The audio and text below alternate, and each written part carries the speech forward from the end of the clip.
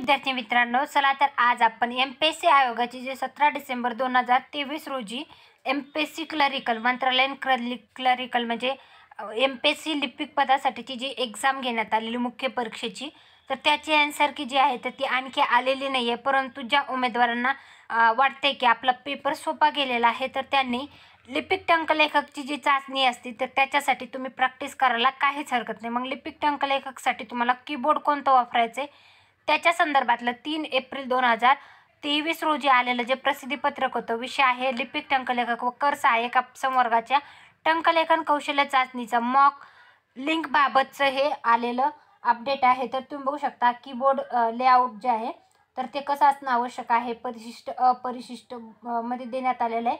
मराठी टंकलेखनासाठी तुम्हाला किती शब्द प्रति मिनिटामध्ये तुम्हाला टाईप करायचे, ते इंग्रजीसाठी किती शब्द प्रति मिनिटासाठी असणार आहेत, आणि कीबोर्डचा टाईप कोणता आहे तर ते तुम्ही बघू शकता. हे जे आहे कीबोर्डचा तर टाईप आहे.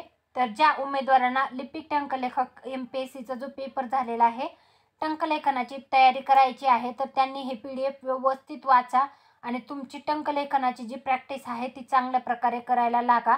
लवकरात लवकर आन्सर की उपलब्ध होईल. जे 17 डिसेंबर 2023 रोजी एक्झाम झालेली आहे त्या पेपरची, त्यानंतर तुम्हाला आयडिया येऊनच जाईल की तुमचा स्कोअर किती येत आहे आणि तुम्हाला कशा प्रकारची तयारी ठेवायची आहे. तर हे होतं एमपीएससी लिपिक टंकलेखकची तयारी करण्यासाठीचा उमेदवारांसाठीचा अपडेट. धन्यवाद.